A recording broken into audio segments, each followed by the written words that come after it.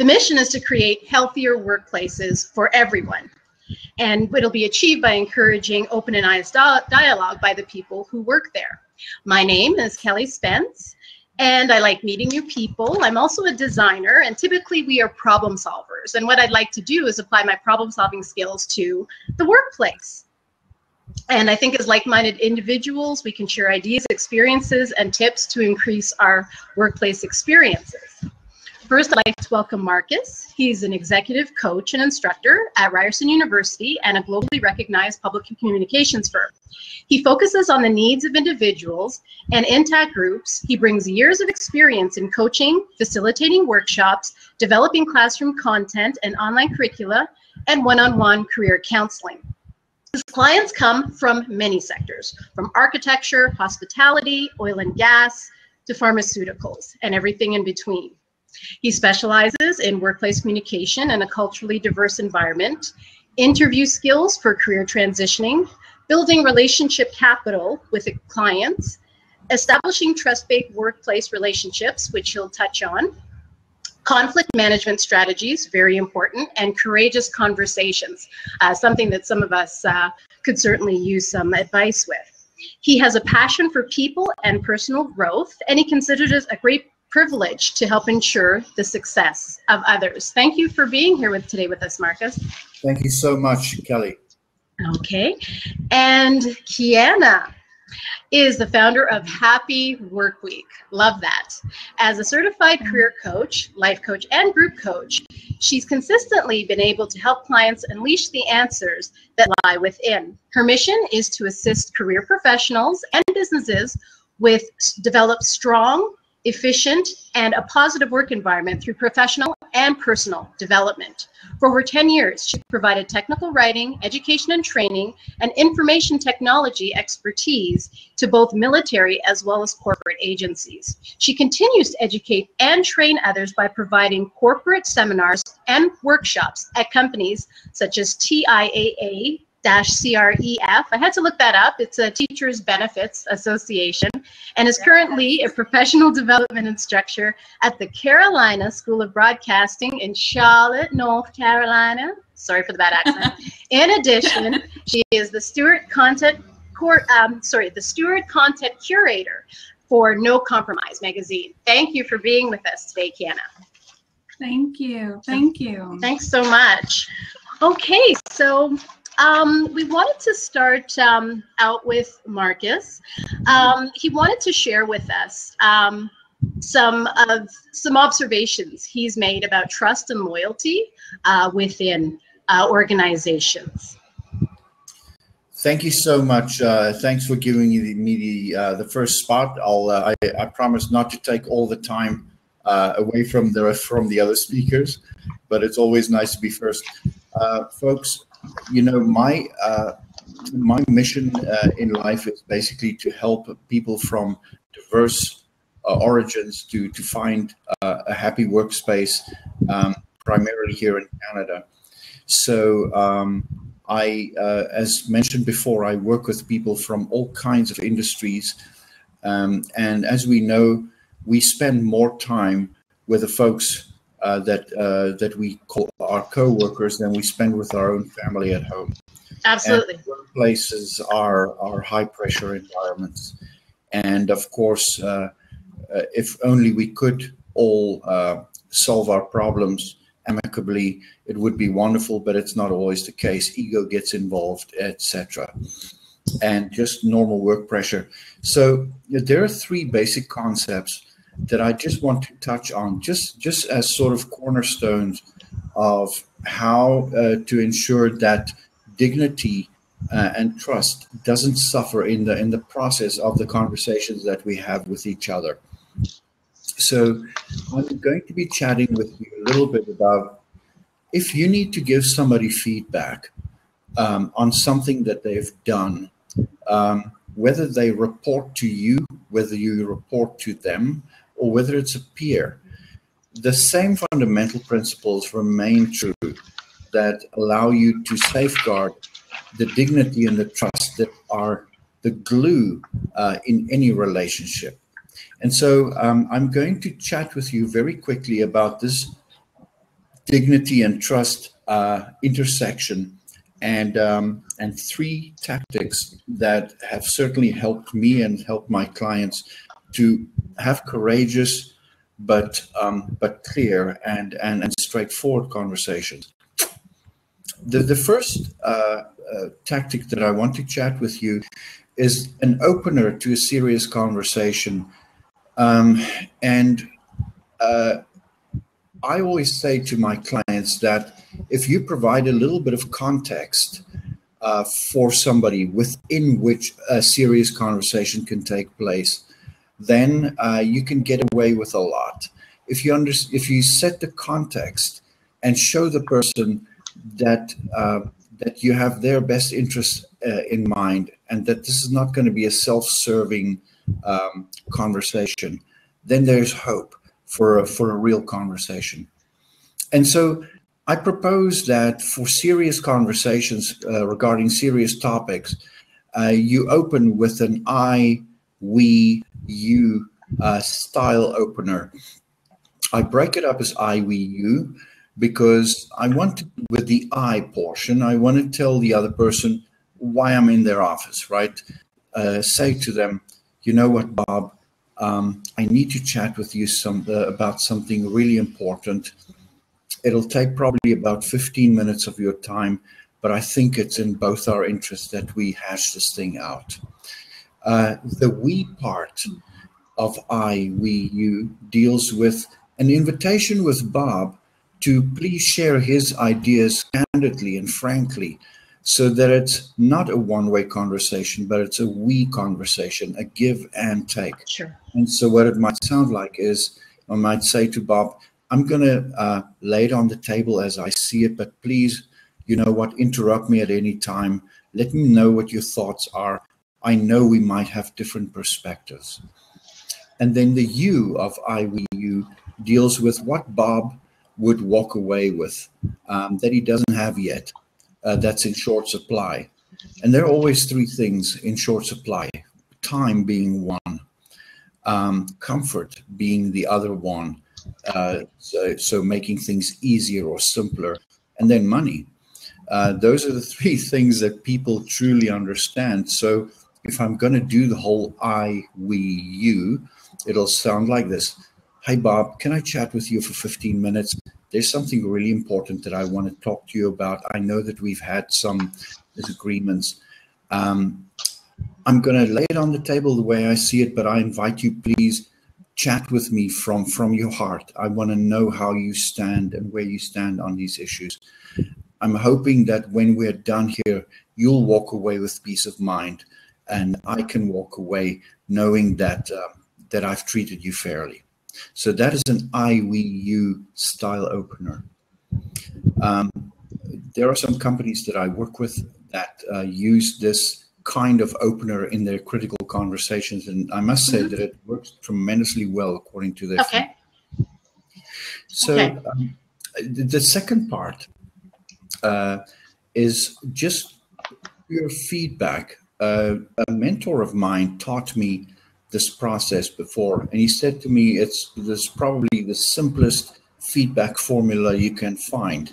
First, you tell the person what you like, and then you tell them where you think they could improve. So he calls it WWW, standing for what's working well. And then it's followed by EBI for even better if. So what works well, even better if. Here's what it would sound like when I give a what works well, even better if type of feedback. I would say to Susan, my colleague, Sue, I really like what you've done with the spreadsheet so far.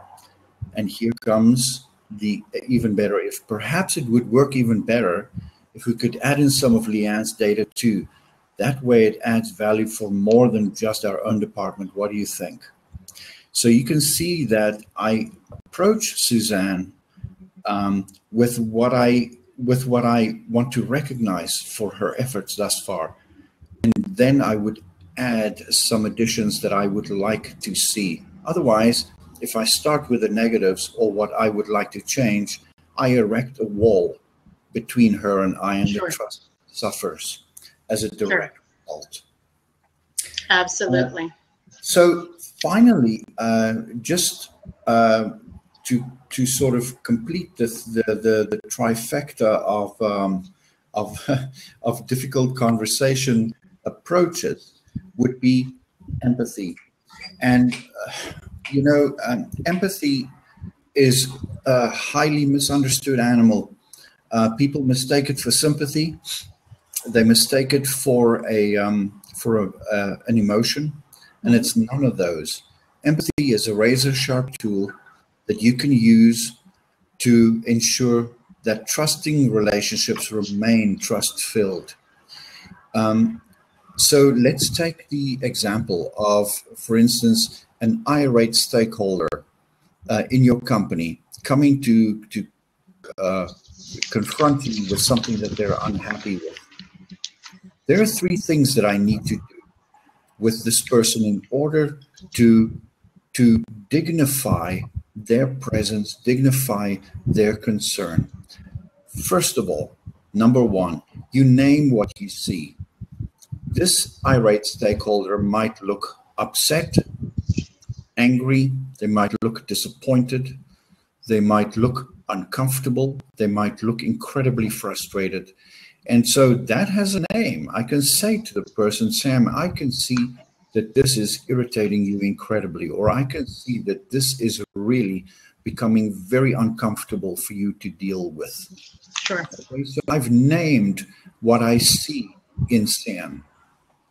Secondly, I would validate it just to make sure that Sam understands that I take this issue as seriously as he does. And so I would say, in validation, I would say to him, you know what, if I was standing in your shoes, I'd probably have a similar reaction. And it's amazing to look in people's eyes while you do that and see how the edge softens. Sure. Because they feel that finally they're talking to somebody who takes this issue as seriously as they do. And then don't impose your solution. Ask, what can I do? Absolutely. Can I do something? Absolutely.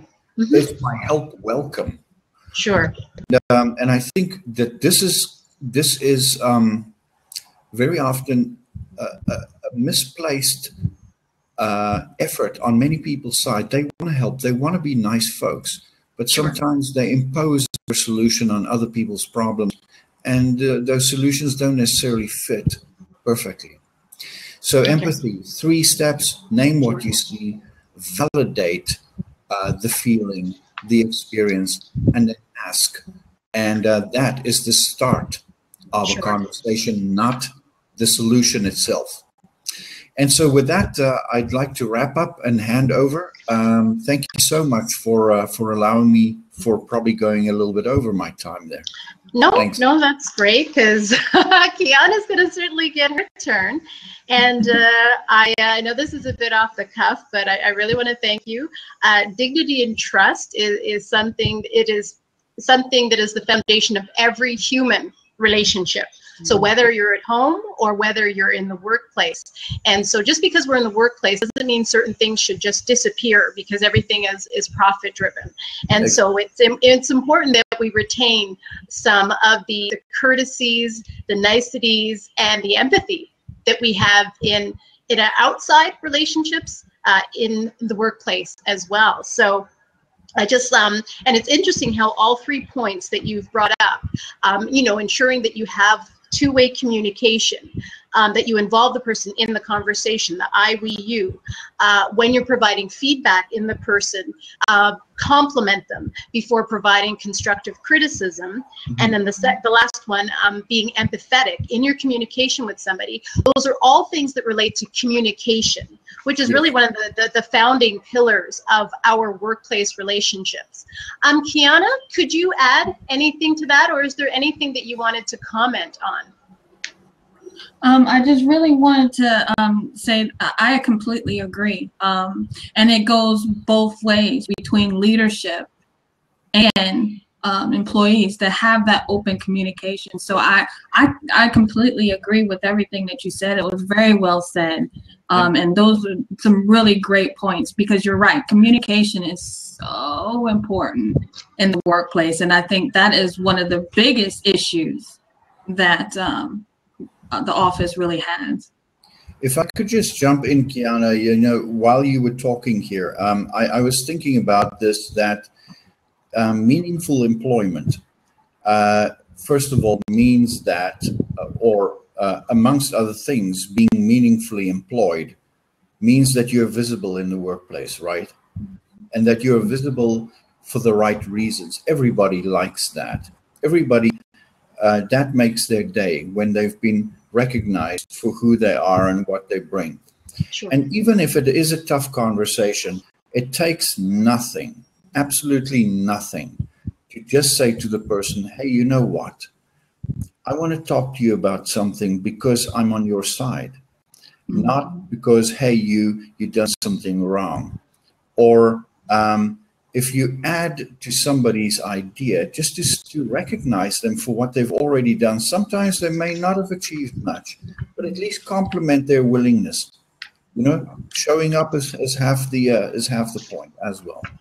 Yeah, I would definitely add the fact that it's very important for everyone to understand the mission of the company. Like, what are we here for? And individually, what is your job? What is it that you're here for? And that really kind of reinforces that opportunity to really cheer someone on and really recognize their ability to do the job, because everyone's job matters to the entire mission. Absolutely. Mm-hmm. I find it interesting sometimes when I do workshops with large organizations, how many of the participants in groups, when you ask them, tell me, how does your daily activity, how does it translate into the final output of the organization? And in large organizations, very often people cannot draw that line.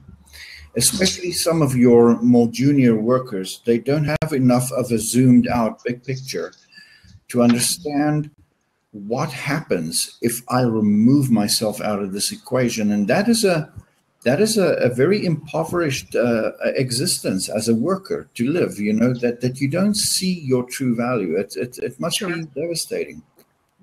Sure, absolutely.